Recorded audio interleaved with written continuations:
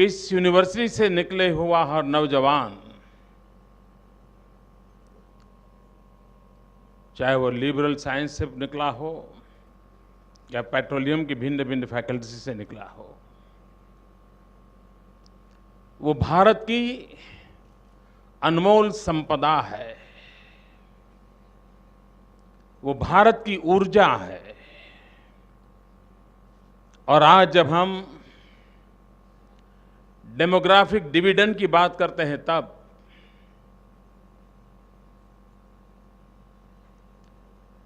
अगर हम सही तरीके से हिंदुस्तान की युवा शक्ति को राष्ट्र के कल्याण के लिए, राष्ट्र के विकास के लिए, मानवता की भलाई के लिए अगर हम उपयोग लाने में समर्थ होते हैं, इस शक्तियों को जोड़ते हैं,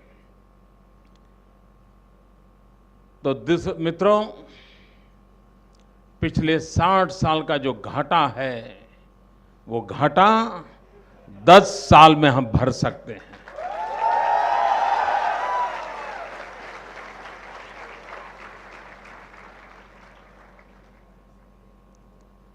मित्रों, कठिनाइयां बहुत आई होगी, व्यक्ति के जीवन में भी आती हैं, राष्ट्र के जीवन में भी आती है। बीते दिन अच्छाइयां बुराइयों से भरा हुआ होगा। संभव है बुराइयों ने डोमिनेट किया होगा, लेकिन उस सब के बावजूद भी अगर हौसला बुलंद हो, अंतर मन में आत्मविश्वास भरा हो, तो इन सारी कठिनाइयों के बावजूद भी नए और नए उमंग और विश्वास को भरते हुए देश को नई ऊंचाइयों पर ले जाया जा सकता है। और उसके लिए सबसे बड़ी धरोहर है हमारे देश की युवा शक्ति। काश अच्छा होता अगर हमने 20 साल पहले भारत की युवा शक्ति के लिए, उस शक्ति का राष्ट्र निर्माण में कैसे उपयोग हो, उस पर अगर गंभीर चिंतन करके अगर रोड मैप बनाया होता, तो आज स्थिति कुछ और ही होती। आज हर नौजवान के सामने सवाल है, अच्छा होता यार 1-2 साल और यहीं रह जाते, कम से कम कोई पूछता तो नहीं कि यार ग्रेजुएट हो गए, अब क्या कर रहे हो।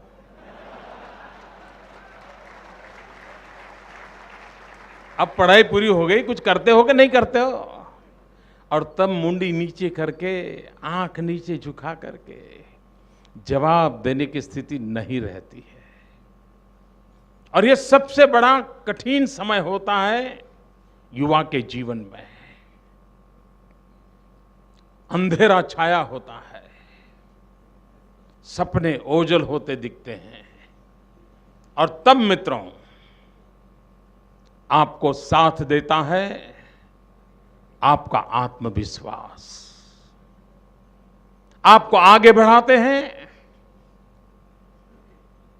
आपके सपने।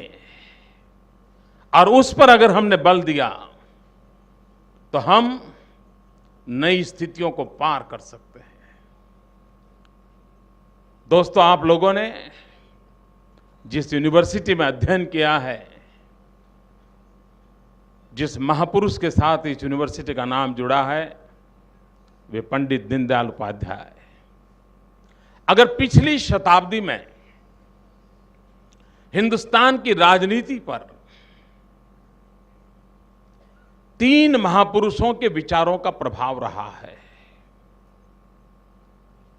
और आज भी उनकी परंपरा को लेकर के, उनके विचार प्रभाव में रह करके राष्ट्र की सेवा करने वाली एक परंपरा चल रही है। लोग आ रहे हैं, कारवां बढ़ता चला जा रहा है। और वो तीनों महापुरुष, उनकी सारी चिंतन प्रक्रिया दुनिया के किसी देश से उधार ली हुई नहीं थी। वो तीनों महापुरुष जिनकी सारी विचार अधिष्ठान भारत के मूल से जुड़ा हुआ था, इस धरा से जुड़ा हुआ था, उसके रसकस इसी धरा से प्राप्त किए थे। वो तीन महापुरुष, एक महात्मा गांधी, दूसरे राम मनोहर लोहिया और तीसरे पंडित दीनदयाल उपाध्याय। उस विरासत की परंपरा से हम राष्ट्र को आगे बढ़ाने के लिए जा रहे हैं। तब पिछले कुछ समय से हम लोगों ने एक अलग प्रयास किया है। अब शिक्षा भी किसी एक कोने में कहीं पर भी चलती रहे, ऐसा होना नहीं है। दुनिया के बहुत देशों को लगता है कि अभी तो हम इस क्षेत्र में नए हैं। अगर हम हमारे इतिहास पर गर्व करें तो आप में से मित्रों बहुत कम लोगों को पता होगा, यूनिवर्सिटी कंसेप्ट हमारे देश में 2600 साल पुराना है, 2600 years old। नालंदा, तक्षशिला, वल्लभी, एक एक यूनिवर्सिटी ने पूरे विश्व में अपना रुतबा जमाया था। और 1800 साल तक हिंदुस्तान की यूनिवर्सिटीज ने विश्व को प्रभावित किया था। लेकिन बीच में 800 साल का कालखंड जो गुलामी का कालखंड रहा, और उसके परिणाम हमारी उस विरासत के, हमारी करीब करीब विरासत खो गई या कुंठित हो गई। देश आजाद होने के बाद उस 1800 साल की महान विरासत के साथ अपने आप को जोड़ते हुए क्या विश्व को हमारे सामर्थ्य का, हमारे ज्ञान का उपयोग हो, उस दिशा में हम कुछ प्लान कर सकते हैं क्या? और इसलिए आज के समय में भी और पहले भी यूनिवर्सिटीज, हमारी शिक्षा सिर्फ किसी भूभाग का हिस्सा नहीं हुई है। और अगर वो भूभाग का हिस्सा ही बनकर के रह जाती है तो वो कुंठित हो जाती है। उसकी सोच हमेशा वैश्विक होनी चाहिए, ग्लोबल होनी चाहिए, युगानुकूल होनी चाहिए। भविष्य के युग को देख करके नए रास्ते तलाशने की वृत्ति और प्रवृत्ति से जुड़ी होनी चाहिए। और तब जाकर के यूनिवर्सिटीज मानव जात के कल्याण में कंट्रीब्यूट कर सकती है। जब इस यूनिवर्सिटी का जन्म हुआ तो कल्पना थी पेट्रोलियम यूनिवर्सिटी, क्योंकि हम उस क्षेत्र में काम कर रहे थे। हमें लगता था कि हमें बहुत ह्यूमन रिसोर्स डेवलपमेंट की आवश्यकता है। लेकिन धीरे धीरे उसने शेप लिया। एक प्रकार से आज ये सिर्फ पेट्रोलियम सेक्टर से नहीं, एनर्जी इन टोटो, पूरी तरह एनर्जी के सेक्टर को स्पर्श करने वाली यूनिवर्सिटी के रूप में इसने अपने हाथ पैर फैलाए हैं। मित्रों, आने वाले दिनों में हम कुछ ऐसा करके दिखा सकते हैं क्या? और मुझे भरोसा है, यूनिवर्सिटी पर भी भरोसा है और हिंदुस्तान की युवा शक्ति पर उससे भी ज्यादा मेरा भरोसा है। और इसलिए मैं कहता हूं, आज एनर्जी सिक्योरिटी, एनर्जी क्राइसिस से देश, पूरी दुनिया उलझी हुई है। क्या हम अपनी यूनिवर्सिटी के माध्यम से किसी ने कुछ किया और पढ़ें कि हम कुछ करें और दुनिया उस पर चले? सपना कौन सा देखना है वो तय करना चाहिए दोस्तों।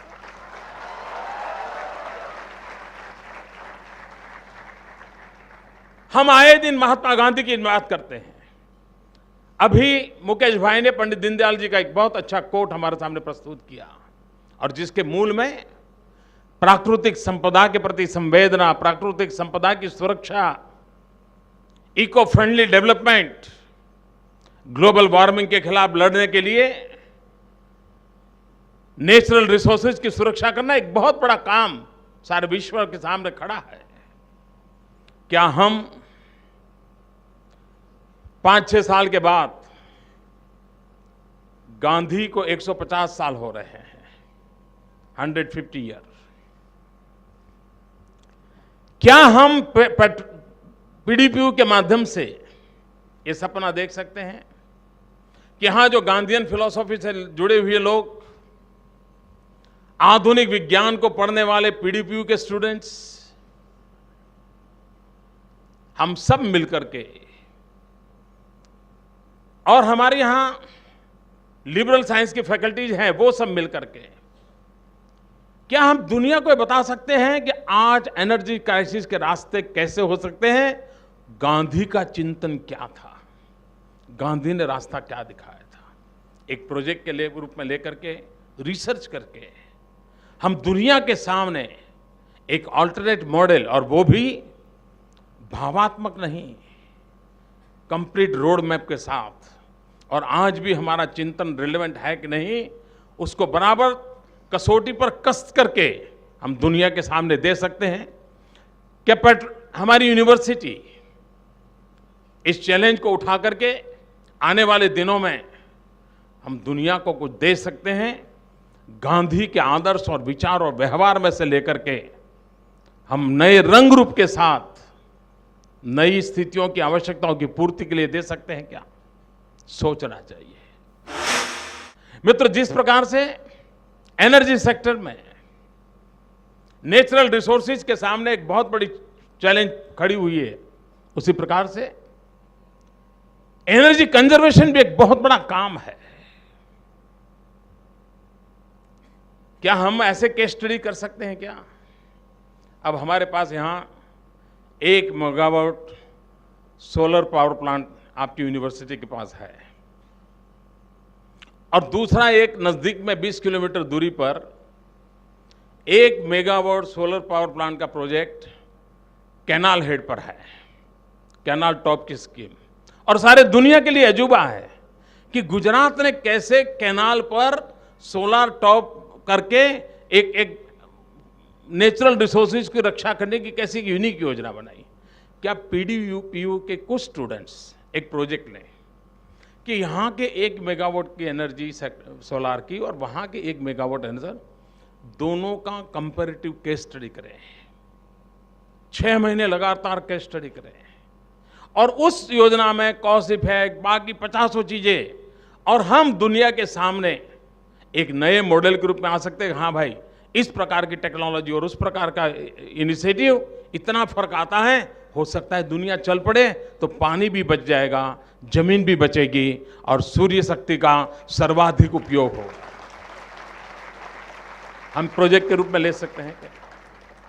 मित्रों, गुजरात में हमने एक सपना देखा है कि गांधीनगर हमारी सोलार सिटी बने। अगर गांधीनगर सोलार सिटी बने तो क्या सरकारी दफ्तर से ही बनेगी क्या? मैं चाहता हूं कि गांधीनगर सोलार सिटी बनाने का सपना पीडीपीयू के स्टूडेंट क्यों नहीं पूरा कर सकते? एक रिसर्च प्रोजेक्ट लेकर के, यहां की सारी फैकल्टी उसी पर बल दे करके, उसमें जो उत्साही नौजवान है उनको लगा करके एक नया मॉडल विश्व के सामने हम अपना कर्तव्य दिखा सकते हैं क्या? हम एनर्जी कंजर्वेशन के लिए बात करते हैं, एजेंट सेविंग की बात करते हैं। मान लीजिए हमारे एक क्लास के स्टूडेंट यहीं पर, आपकी यूनिवर्सिटी के अगल में भी 2-3 गांव हैं छोटे छोटे, किसी गांव को हमने ले लिया, जो हम पढ़ रहे हैं, एक एक घर में जाकर के लोगों को एजुकेट करके टेक्नोलॉजिकल अपग्रेडेशन करना है तो करके हम उनको बताएं कि हाँ देखिए, आपका महीने का 100 रुपया 200 रुपया बच सकता है, और आपका इस प्रयास देश और दुनिया की इतनी भलाई कर सकता है। क्या हम कर सकते हैं? और मैं चाहता हूं कि हम क्लासरूम की शिक्षा से बाहर निकल करके प्रत्यक्ष में हमारे पास जो सपने हैं, हम जो किताबों के द्वारा जो देखा है, उसको हम धरती पर उतार करके एक नए मॉडल के रूप में हमारी यूनिवर्सिटी को प्रोजेक्ट बेस्ड एक्टिविटी के साथ जोड़ करके, और सचमुच में सिर्फ पायलट प्रोजेक्ट करके एक छोटा सा करके हम मॉड्यूल दें ऐसा नहीं, पूरी तरह इंप्लीमेंट कर करके नए विचारों के साथ दे सकते हैं क्या। गुजरात धीरे धीरे ऑटोमोबाइल सेक्टर में अपनी जगह बना रहा है। एनर्जी कंजर्वेशन के लिए ऑटोमोबाइल सेक्टर बहुत बड़ा रोल प्ले कर सकता है। हमारे राज्य में एनआईडी है, हमारे राज्य में ऑटोमोबाइल इंडस्ट्री है, हमारे राज्य में पेट्रोलियम यूनिवर्सिटी है, हमारे राज्य में टेक्निकल यूनिवर्सिटी है। क्या ये सब मिलकर के ऐसे ऑटो फील्ड की रिवॉल्यूशन का विचार ला सकते हैं क्या नए इनोवेशंस के साथ, कि एनआईडी ऐसी डिजाइन बनाए, टेक्निकल यूनिवर्सिटी ऐसा इनपुट दे, पेट्रोलियम यूनिवर्सिटी वो इनपुट दें, और ताकि हम उस प्रकार के नए ऑटोमोबाइल व्हीकल को लाएं जो एनर्जी सेविंग के लिए पूरी दुनिया को रास्ता दिखा सके। मित्रों, ये हो सकता है कि नहीं हो सकता है। हम हमारी इस यूनिवर्सिटी को सच अर्थ में आने वाले समय में समाज जीवन को एक शक्ति देने वाला एक ऊर्जा केंद्र कैसे निर्मित करें, उस दिशा में अगर हम चलेंगे तो आने वाले दिनों में हम बहुत बड़ा काम कर सकते हैं। मित्रों, आज देश का दुर्भाग्य ऐसा है कि देश में बहुत से राज्य ऐसे हैं जहां अंधेरा छाया हुआ है। हम एक बार जजेस की हमारी एक मीटिंग थी, सुप्रीम कोर्ट के जजेस ने बुलाई थी, सभी हाई कोर्ट जजेस एंड सभी चीफ मिनिस्टर बैठे थे। एक स्टेट में न्याय देने में विलंब इसलिए हो रहा था, केसेस का पेंडेंसी इतनी बढ़ गई थी, तो वहाँ जो रिपोर्टिंग किया गया, ये बताया गया कि हमारे यहाँ बिजली नहीं आती है, इसलिए सप्ताह में कोर्ट का कमरे में 2-3 दिन ही बिजली होती है, बाकी अंधेरा होता है, इसलिए हम मुश्किल से एक सप्ताह में 2-3 घंटे ही कोर्ट चला सकते हैं।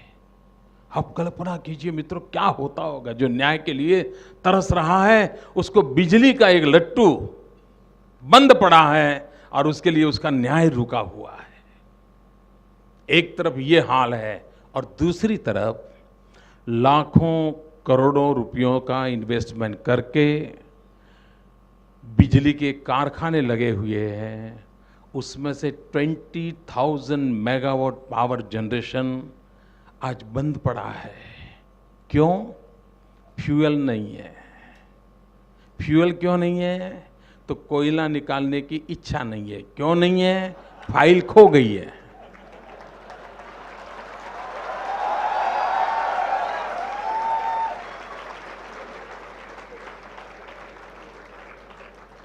आप कल्पना कर सकते हैं मित्रों, और तब जाकर के हिंदुस्तान के हर व्यक्ति को एक पीड़ा होती है कि कैसे लोगों के भरोसे हम बैठे हैं, कैसे लोगों के हाथ में हमने अपना भविष्य दे दिया है। दोस्तों,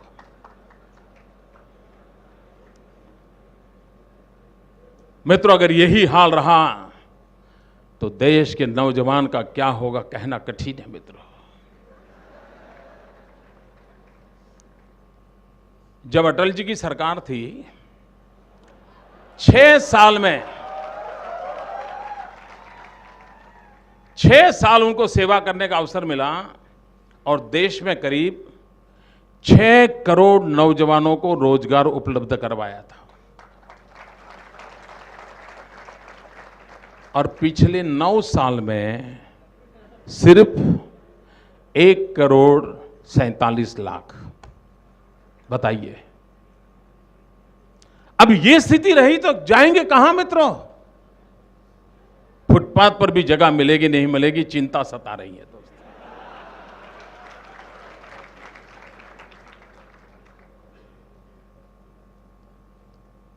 हमारी प्राथमिकता होनी चाहिए हमारे नौजवानों को अवसर मिले, मौका मिले। और मित्रों, हिंदुस्तान को इस आर्थिक संकट से निकलना है तो हमारे पास जो यूथ पावर है, और देश का कमनसीब है मित्रों, कुछ लोग पावर के लिए यूथ की ओर देख रहे हैं और मेरे लिए यूथ एम्पावर के लिए है।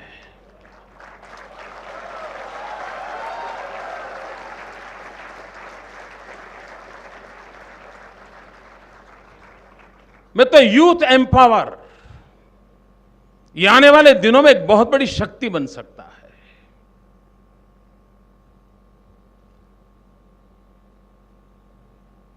आज स्किल मैन पावर की कमी है देश में। क्या नौजवान नहीं है? घर के बाहर रोजी रोटी के लिए तलाश घूमने वाले लोग हैं कि नहीं? है। लेकिन आपके घर में नलके में पानी जाता है तो 6 दिन तक प्लम्बर नहीं मिलता है। क्यों? जिस प्रकार से स्किल डेवलपमेंट के लिए बल देना चाहिए नहीं हो रहा है। आपको हैरानी होगी मित्रों, इतना बड़ा हिंदुस्तान और इतना छोटा सा गुजरात, भला भाला बेचारा यहाँ समुद्र तट पे है, और हमारे दहाड़ जिधर बहुत बड़ा 1600 किलोमीटर समंदर है, उधर रेगिस्तान है और उधर पाकिस्तान है।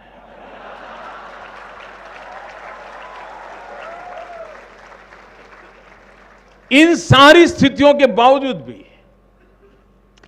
स्किल डेवलपमेंट के लिए इतने बड़े हिंदुस्तान की सरकार का बजट है 1000 करोड़, अकेले गुजरात का बजट है 800 करोड़।